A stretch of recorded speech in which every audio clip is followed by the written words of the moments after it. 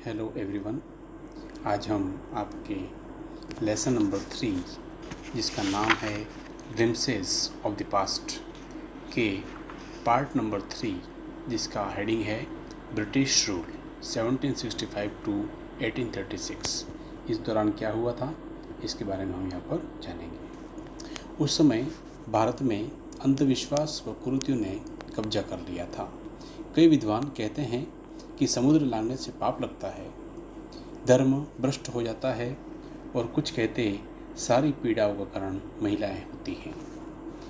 कई लोग इस प्रकार की बातों के अंदर आकर के अपना जो धर्म है वह विमुख होने की बात समझते थे।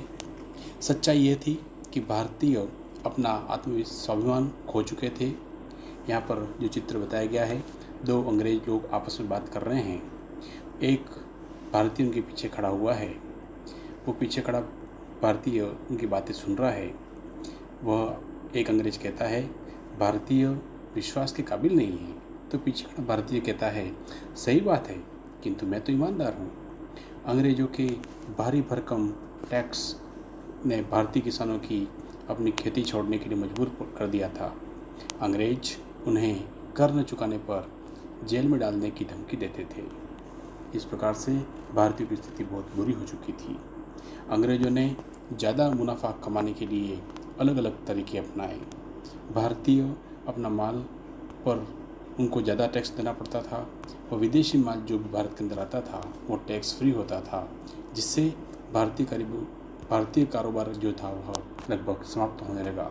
इस प्रकार से भारत की स्थिति बहुत ही दयनीय हो गई। जैसे ही हम अगले पेज पर पहुंचते हैं, अगला फोर्थ पार्ट है राम मोहन रॉय 1772 टू 1833। इस भाग में बताया गया है कि राजा राम मोहन रॉय जो कि एक बहुत विद्वान बंगाली थे, जिन्होंने अंग्रेज़ों की शिक्षा नीति को समझ लिया। उन्होंने बताया कि हमें अपने वैभवशाली संस्कृति पर गर्व करना चाहिए, इसलिए हमें सामाजिक जो कुरीतियाँ हैं उनको मिटाना होगा। वे कहते थे कि गाय भले अलग अलग रंगों की होती हैं, किंतु सभी का दूध सफ़ेद ही होता है। उसी प्रकार सभी धर्म अलग अलग हों, लेकिन उनका अंतिम लक्ष्य एक ही है, और वो सभी को एक मानना चाहिए। राजा राम मोहन रॉय वे आधुनिक शिक्षा व विज्ञान की ओर आकर्षित हुए थे। उन्होंने एक अखबार भी शुरू किया था लोगों को जागृत करने के लिए, किंतु अंग्रेज़ों ने 1823 में उनका जो अखबार था वह बंद करवा दिया था। वे अंग्रेज़ों की शक्ति का पता करने समुद्री यात्रा करके इंग्लैंड पहुँचे, और वहाँ उन्होंने उनके कर्तव्य को भी याद कराई और उनको सलाह दी कि भारतीयों के लिए उनके क्या कर्तव्य हैं।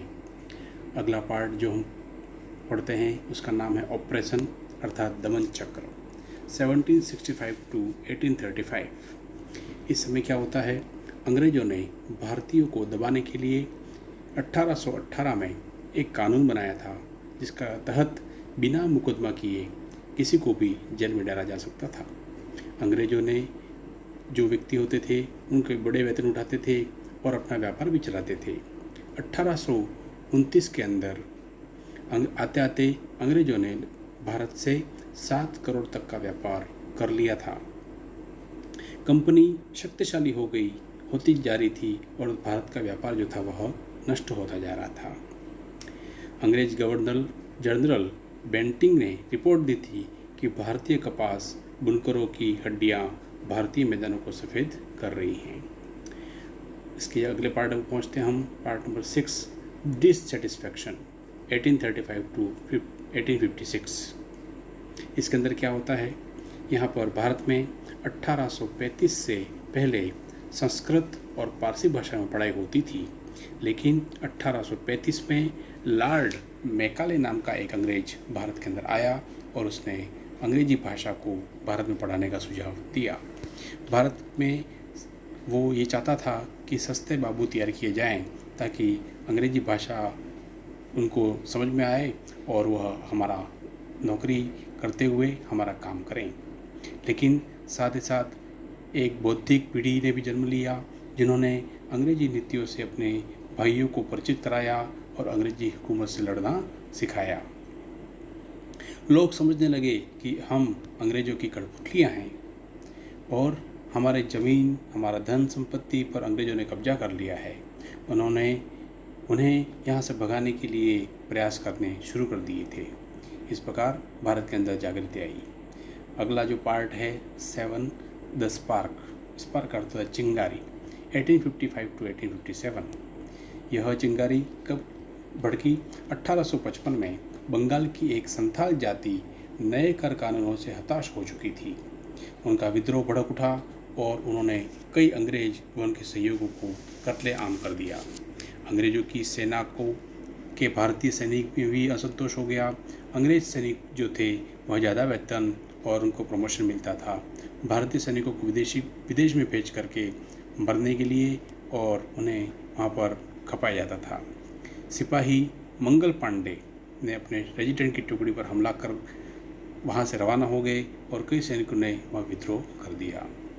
भारतीय सैनिकों में कारतूस पर गाय की चर्बी व मुसलमान जो सैनिक होते थे उनमें सूअर की चर्बी होने में से असंतोष फैल गया। सैनिकों तक संदेश पहुंचाने के लिए उस समय रोटी का प्रयोग होने लगा, जो एक गांव से दूसरे गांव तक पहुंचाई जाती और कमल का फूल जो होता था वह भी भेजा जाता था। सैनिक जो थे वह कमल के फूल से अपने संदेश को एक स्थान से दूसरे स्थान पर भेजते थे। अगले पार्ट में हम पहुंचते हैं, इसका नाम है रिवॉल्ट। 1857 1857 की क्रांति। क्या होता है? मेरठ में सबसे पहला विद्रोह छिड़ गया था। सिपाहियों ने दिल्ली की ओर मार्च किया। विद्रोह की आग धीरे धीरे आगे फैलने लगी। चाहे वो जमींदार हो, सेठ हो, सभी इसमें सहयोग करने लगे और दिल्ली की तरफ कूच करने लगे। एक स्थान से दूसरे स्थान पर इस प्रकार की चिंगारी फैलने लगी और हमारा जो 1857 की क्रांति थी उसने जन्म लिया। अगला जो लास्ट पार्ट है द फाइट फॉर फ्रीडम, अर्थात स्वतंत्रता का संघर्ष। 1857 इसमें क्या होता है? हमारे बहुत सारे जो स्वतंत्रता सेनानी हैं, जिनमें बेगम हज़रत महल लखनऊ से, मौलवी अहमदुल्ला फरीदाबाद से, अजीमुल्ला खान, तात्या टोपे, कुंवर रणजीत सिंह बिहार से आदि सभी ने अपनी अपनी तरफ से अंग्रेज़ों से लोहा लिया, उनका सामना किया और अंग्रेज़ों से लड़ाई लड़ करके अपने आप को देश के लिए न्यौछावर कर दिया। तो इस प्रकार हमारा जो 1857 की क्रांति का संघर्ष की कहानी यहाँ चित्र के माध्यम से बताई गई है। इसके लेखक हैं SD सावंत। इन्होंने यहाँ पर उनकी किताब फ्रॉम आवर फ्रीडम मूवमेंट यहाँ से इसको लिया गया है।